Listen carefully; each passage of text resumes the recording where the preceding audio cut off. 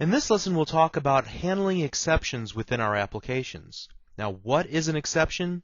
Well, a very simplistic way of looking at it is something unexpected that happens while your application is executing. And while this has become the default definition for the term, it's not entirely accurate. An exception is a special kind of an event that's raised by a method in a class. Now, whether that class is in the .NET Framework or a class that you create doesn't really matter. It's an event that's fired because it either meets some condition or doesn't meet a condition that was expected. It's up to every method of every class, whether we're talking about classes in the .NET Framework or even classes that you create, to decide when and why to raise an exception.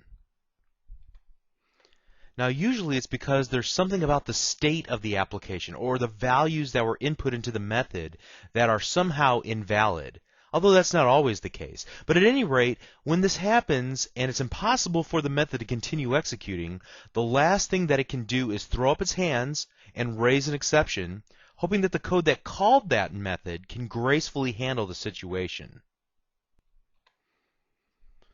So what happens is that you have a method, let's say the button one click event that we've been talking about up to this point, and the event handler calls a method of some class in the .NET Framework. Now we can build on the previous lesson. Let's say that this is the constructor of the system.xml.streamReader class. And we pass in an invalid file location to the constructor, and obviously there's a problem because the StreamReader class can't continue on, so it throws an exception. And think in terms of throwing and catching a ball, for example. The StreamReader has to tell your code that something was wrong and that it couldn't continue executing, so it bundles up all the information that it can ascertain into a special object called an exception object. The exception object is then passed to the code that originally called the method, hoping that it will know what to do. And the code you've written that calls the StreamReader's constructor method can just ignore the exception, or it can handle the exception. Now, up to now, we've just been ignoring all the exceptions, so our code hasn't been very robust. It's easily breakable. However, we can write some special code that checks just in case something bad happens as we're calling the StreamReader method, and ensures that if something bad does happen, our code can handle it. We do this by using a try-catch statement within our code, and we'll look at this in just a moment. So when we write code, it's up to us to identify those lines of code that might be easily broken and make sure to add these try-catch statements around them, and I'll talk about how to identify them also later on in this lesson. Let's talk about this exception class for just a moment. The exception class is the base class for all exceptions. So we've already encountered a few exceptions. For example, in the previous lesson we saw the file not found exception that was thrown whenever the .NET Framework tried to open an XML file but it couldn't find it in the directory it expected to find it in. The file not found exception derives from the system.exception base class. Now, why do you have to use specialized versions of the exception class? Why not just use the exception everywhere? It's really so that your code can determine the exact nature of the problem and respond to it accordingly. For example, if the exception is of type file not found exception, then there's an easy remedy for this problem. You tell the user, and then you allow them to find the file on their hard drive using some type of dialog. Or perhaps the file is corrupt. Then there's a different exception for that, which requires a slightly different error message to the end user, and perhaps a slightly different remedy in order to fix the problem. Or perhaps the file doesn't contain any XML, or any of a number of possible problems that could occur. Having these specialized versions of the exception base class allows you to pick the right course of action and then try to handle it within your application if possible. And if it's not possible, then you can tell the user that the problem, what the problem is, and ask for their intervention, like please pick another file. So in the .NET Framework, there's dozens, if not hundreds, of different exceptions that have been defined that are all deriving from the system.exception base class. And whenever you create your own applications, your own classes, you can create your own specialized versions of the exception-based class. Now, we're not going to talk about how to do that in this series of lessons, but on www.learnvisualstudio.net, we talk about that at great length. So let's continue on. let's talk about a best practice, and that is that you should anticipate the problems that can occur within your application. When you anticipate what those problems are, then you should write try-catch code around those possible problems. And if you can resolve the problems without the user's involvement, then that's great. That's what you should do. If the problem requires the user to intervene, like please pick another file, then that's okay too. But you should never just allow the application to break and leave the user confused about what to do next. So let me give you an example of what I mean. We're going to create a little application that will intentionally be easily broken and look at what happens whenever we don't handle the exceptions. And then we're going to wrap some try-catch statements around the code and see how to handle the situation a little more gracefully. So you see that I've taken the liberty of creating a new project called Lesson 11. It's a simple Windows Forms application. And here I'm going to put a button, and I'm going to put 2 text boxes. And this is going to be just a simple calculator that will allow us to add 2 values together or multiply 2 values, whatever we choose to do here. So let's just drag and drop our 2 text boxes. Okay, and I'm going to double click on my button, and here I'm going to paste some code in. Okay, so you can see here that what I've done is to create a value called result, and I'm going to multiply text box 1 times text box 2 after parsing the values in text box 1 and text box 2 to integers. And then I'm going to show the results into a string. Then I'm going to finally, in the last 2 lines of code here, clear out the values in the text boxes. Now, obviously, this can be easily broken because all I would need to do is put in any alphanumeric character, not just a numeric character, and we've got problems. Okay, so this works well, but this will not work well. And you can see once we're in debug mode of our within our Visual C# 2005 Express Edition IDE, that I'm going to get a real pretty message here that a format exception was unhandled. Now, what will happen here is that our end user will not see the same pretty message.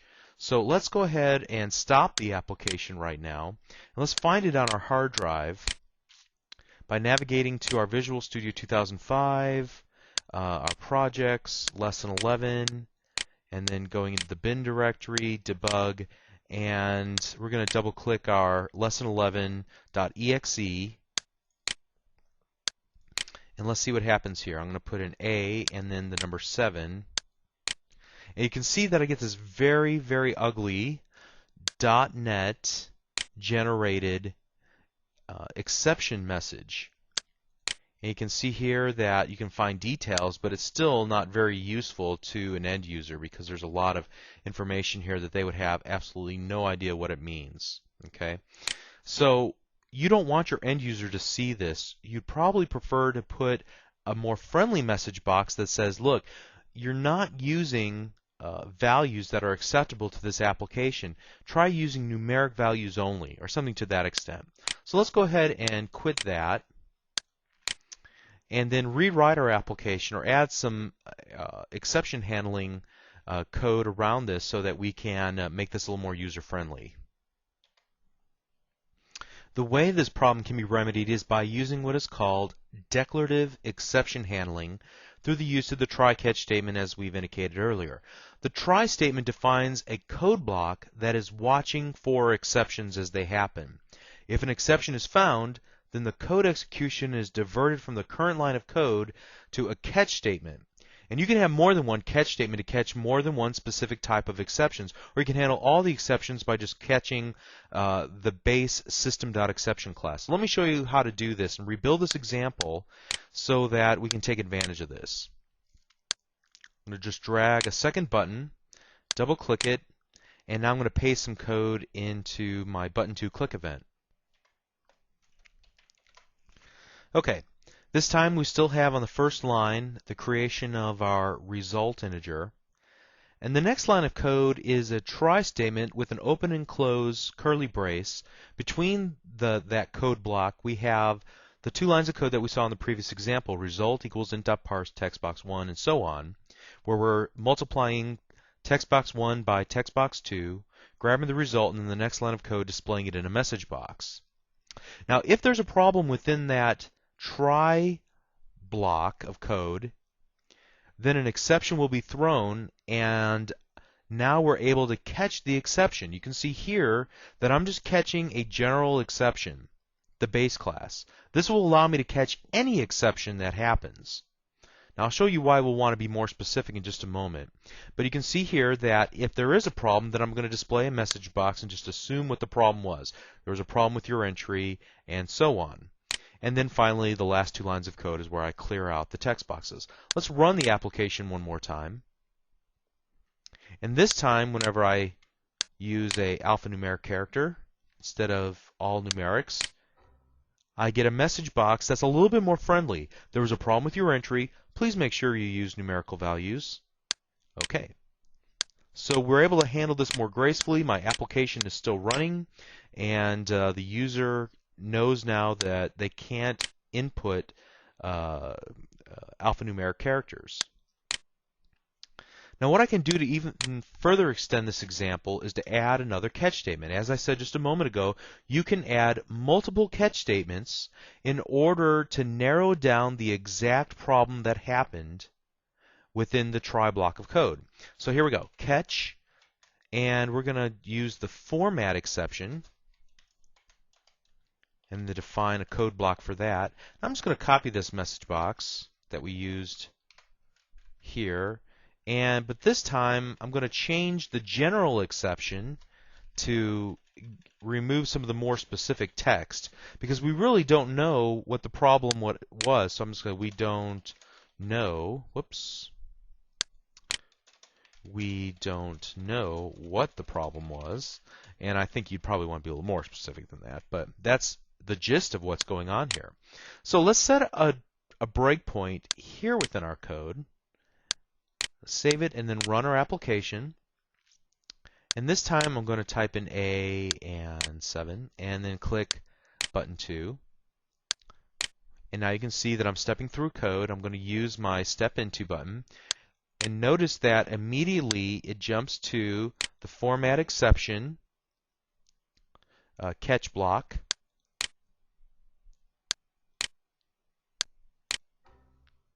Where our error message is displayed. And then it just hops over the next catch block because we have found the most specific version of the exception as opposed to the most generic. And then we can just continue on. I'm going to hit F5 on the keyboard to continue on. Okay. So that really brings up a best practice, that I want to try the most specific exceptions first and then the most general last. So you can see here that I'm catching format exception, and if there were other expected problems with these lines of code, I could add additional catch statements. Finally, I'm using the catch statement that catches the general exception, exception EX, for the most generic exceptions that can possibly happen. So the question comes up, first of all, how do you know what exceptions can possibly happen within your application? And that comes down to good testing. Whenever you're developing an application, you want to test and test and test the application. Be devious and think of all of the ways to break the application. Putting in too much information in a text box, putting too little or no information in a text box, using characters like alphanumerics and underscores and the @ symbol and all the different types of things to try and break your application. And there's dozens and dozens of ways that we can break even the most simple application like this. So it's up to you to become creative, and if you're not working within a team of developers, it's helpful sometimes to have a friend or two use your application for a while and see if they can break it. This is sometimes known as beta testing your application, by rolling it out to a select few individuals who would be willing to use your application for some time before you offer the application to everybody that you know, or everybody that's interested in using the application. And many of these types of things will come out during that type of testing. And you can then take that opportunity to recreate the problem as you're testing on your computer and find what the specific exception is that was triggered, and then catch that And ideally, in this instance, what we would want to do is just report the problem back to the user, but you might have other creative ways to handle the problem. Maybe you happen to know that they were trying to hit, instead of the letter A, the number 1.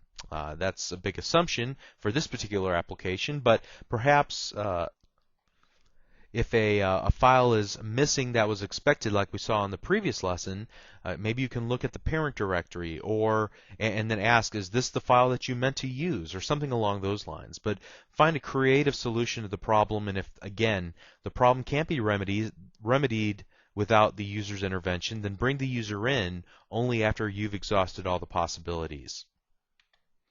Okay, so you can see how to use the try and the catch statement.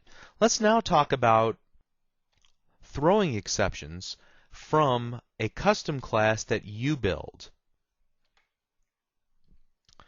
So to illustrate this, what I've done is create a class called myClass, and in the definition of myClass, I have added a single method that returns a type double called myMethod that accepts a type double taxable amount.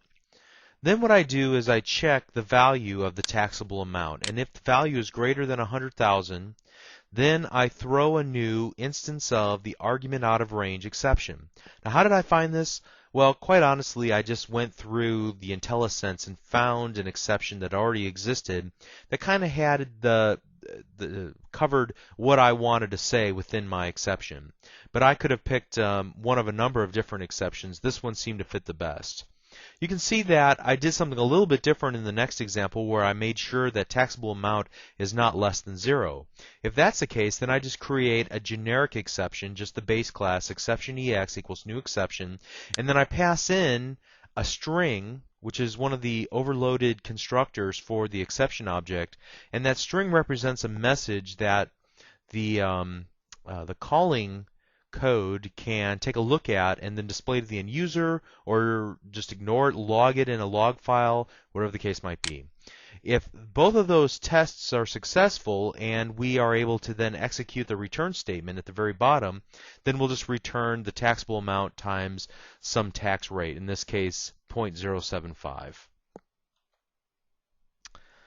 Next, I've added a button called button 3 to my designer surface of my form. And then taking a look at the click event for button 3, you can see first of all that I've created a variable called taxable amount that I retrieve the value of text box 1 into by parsing it into a double. And then I create an instance of the myClass class that I created, and then I create a variable called result that I'm going to retrieve the result of my method into. Then you can see my try statement, where I am setting the result equal to myClass.myMethod passing in taxable amount. Then I simply display it in a message box. Now, the next two statements are where I'm actually catching the value from my class if the user were to type in a value that exceeds the ranges that I have set forth within the myMethod method. I can check for the argument out of range exception, or, as you can see here, I just, in the second case, check for just the general exception. And in that case, I don't really know what specific message to tell the user, so I'm going to depend on the message property of the exception to display to the user. This probably isn't the best idea, but it illustrates how to retrieve the message property from the exception object.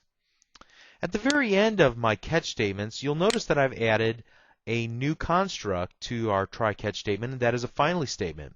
And you use a finally statement to execute no matter what the outcome is, whether the try statement's executed successfully or whether it was interrupted and a catch statement was executed instead. The finally statement runs in either of those scenarios. It runs no matter what. So in this case, what I want to do is set my instance of my class equal to null, which essentially then indicates to the garbage collector, the .NET framework, that it should be taken out of memory. Now, it's not completely necessary that I do that, and I haven't shown you how to do that up to this point, but it is something that's considered a best practice to do once you're finished with your objects, to set their references equal to null. So now let's do this. Let's set a breakpoint here on this first line of code in our button 3 click event, and then run our application. We'll put in some value, first of all, something easy, 25,000, and then I'm going to click button 3. And we would expect this to execute successfully. You can see now we're going through and checking the value of taxable amount. And so it will return successfully in a message box the value of the tax, $18.75. Very good. And we'll just continue to run our application. Now let's put in a value of -50 and see what happens. Click button 3. We'll step through our code again. This time it should pass the first test, but it won't pass the second test. So an exception object will be created, the message will be set in the constructor, and then it will be thrown to the code that called it, which is back in our button 3 click event. And you can see here that we are going to then display the message property of the exception object that was thrown back to our button 3 click event in a message box. A taxable amount must be larger than 0. Okay, and then it continues on. Finally, just for the sake of completeness now, let's do something like 110,000. Let me count the zeros. Yeah, that looks right. And then click button 3. And now we will run this again. And this time, the first check to make sure that taxable amount is not greater than 100,000 will fire. And we'll throw a new argument out of range exception. And you can see that that is then caught. The message box is displayed. And then we're going to execute that last line of code. My class equals null. And then finish executing.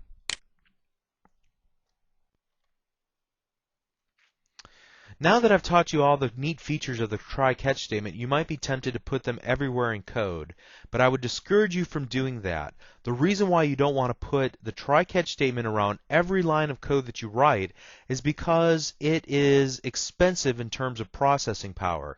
It'll make your application slower, and quite frankly, you don't need to wrap every single line of code that you write in a try-catch statement.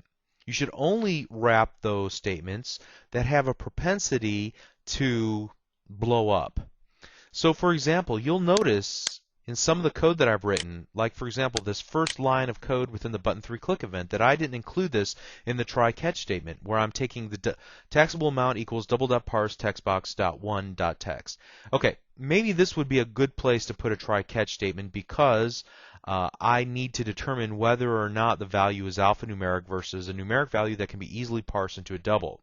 So that might qualify because we are depending on the input from the end user. However, the creation of new classes, like I've done here in the next line of code, my class equals new my class. We wouldn't need to wrap that in a try-catch statement, nor do we need to wrap the next line, because these are not lines of code that would be easily broken within our application. Now, whenever we're calling the myMethod method of the myClass and sending in the taxable amount, we happen to know that there is some error checking that goes on, so that might be a good place. But we really don't need to put the message box within a try-catch statement because that is something that can usually be executed without any problems occurring. So there's some discretion that needs to be used whenever choosing the lines of code that need to be wrapped within a try-catch statement. And select those things that either accept input from the end user, rely on some external resource, or where there's some value checking that needs to happen, there's some sanity checking within the object itself that we are calling a method of, so that we can then process what happens if that call doesn't work correctly. So if it's something that we can handle ourselves, we don't need to wrap a try-catch around it. But if we're relying on some external resource or the method of some class that we don't control or that we don't know how it works, then we may want to wrap that within a try-catch statement. So just whenever you're writing your code, be very conscientious about what is this line of code doing and how could it be broken. And if you think that it can't be broken, if it's performing a simple calculation and you've already checked the values before you perform the calculation, then there may not be a reason to wrap a try-catch statement around it. However, if this has a propensity to break when you're working with files or user input, maybe you should think about wrapping it in a try-catch statement. Okay, so we've talked about quite a few things in this lesson in regards to making your applications more robust, more stable, less easily broken by introducing the concept of the try-catch statement, which is a form of declarative exception handling. We talked about the exception object and how it's the base class for all of the specialized exception classes that are used within the .NET framework. We noted that we can create our own exceptions, although we didn't show specifically how to do that. But whenever creating our own classes, we can definitely use this to throw exceptions back to the calling code of our methods within our objects. And we also talked about what happens when you don't try to handle the exceptions within an application, what ugly messages your end users will see, and why this is a bad idea. So if you enjoyed this video, please visit www.learnvisualstudio.net to download and watch over 400 videos just like this one, aimed at all skill levels on many different topics related to C#, Visual Basic.net, ASP.NET, and more. Thank you.